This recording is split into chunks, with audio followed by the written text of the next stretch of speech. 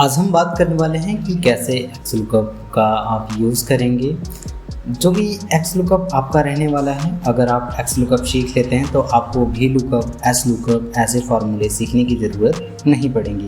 तो चलिए देखते हैं कि कैसे आप XLOOKUP का यूज़ करेंगे। XLOOKUP का काम होता है कि आपके पास बहुत बड़े डेटास हैं, आपको बस एक आईडी से उसका पूरा डेटा निकालना है। अब जैसे कि मान लीजिए हमारे पास यहाँ पे एक लेंथी सा डेटाबेस है। अब इसमें से बोला जाए 1050 नंबर का जो भी सैलरी है उसको निकाल के यहाँ पे दो, यानी एम्प्लॉय ID 1050 जिसका भी है उसका हमें यहाँ पे सैलरी देखना है। तो उसके लिए हम जस्ट यहाँ पे XLOOKUP का यूज़ कर लेंगे। जस्ट इक्वल का साइन लिखते हैं और हमें एक फॉर्मूला लगाना है XLOOKUP का। लुकअप वैल्यू क्या पे रहेगा, यहाँ पे हम डायरेक्ट 1050 भी यहाँ पे लिख सकते हैं, लेकिन 1050 ना लिखते हुए हम जस्ट यहाँ पे इस सेल का रेफरेंस ले लेते हैं, यानी इस G9 के सेल में जो भी वैल्यू आएगी हम उसी पर रिटर्न करवा देंगे। और जस्ट कॉमा लगाना है। कॉमा लगाने के बाद रिटर्न यहाँ पे लुकअप एरे आपको लिखना है कि कौन सा आपको लुकअप करना है। तो अभी जस्ट हम A वाले कॉलम को पूरा लुकअप पे रखते हैं। कॉमा लगाना है। रिटर्न एरे यानी रिटर्न क्या करवाना है, तो रिटर्न हमें सैलरी रिटर्न करवाना है, या फिर अगर आपको सबको रिटर्न करवाना है तो आप सबको ऐसे सेलेक्ट कर सकते हैं। अभी के लिए हमें बाय डिफॉल्ट सैलरी ही चाहिए, तो जस्ट हम सैलरी पे क्लिक कर लेते हैं और उसके बाद फिर से कॉमा लगाना है।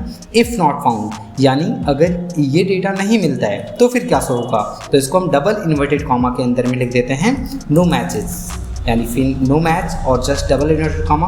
फिर कॉमा लिखने के बाद जस्ट हम 0 लिख के एंटर कर देंगे। यहाँ पे जैसे हमने एंटर किया अभी यहाँ पे 0 की वैल्यूज आ रही हैं। यहाँ पे एक बार के लिए हम वैल्यू फिल करके देखते हैं 1024 और करते ही हमारे पास जो सैलरी था इसका मिल चुका है। एक बार के लिए हम वेरीफाई कर लेते हैं 1024 का सैलरी 48,000 रुपये है। और अगर एक बार और चेक करते हैं 1050 और जैसे एंटर करेंगे 67,500 और यहाँ पर अगर एक बार के लिए हम अगर वेरीफाई करते हैं तो यहाँ पे 67,500 देखने को मिल रहा है। ऐसे करके आप XLOOKUP का सेटअप कर सकते हैं। यहाँ पे आप नाम भी लिख सकते हैं इनको और इनको सेलेक्ट करिए और कॉपी करके जस्ट यहाँ पे हम पेस्ट कर देते हैं, यानी एम्प्लॉय ID यहाँ पे हम डालेंगे। जो भी एम्प्लॉय ID डालने वाले हैं 1067 और आंसर आपके सामने रेडी रहेगा।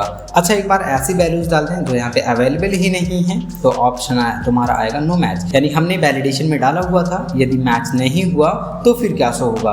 तो ऐसे करके आप XLOOKUP का यूज कर सकते हैं। इसके लिए अगर हम देखना चाहें तो दूसरा हमारे पास उदाहरण रहने वाला है। सेम चीज़ें हमें प्रोडक्ट ID पे हमें जो है प्रोडक्ट का प्राइस निकालना है, तो जस्ट यहाँ पे पेस्ट करते हैं और यहाँ पे एक बार के लिए लिखते हैं ज़रा XLOOKUP का यूज़ करेंगे।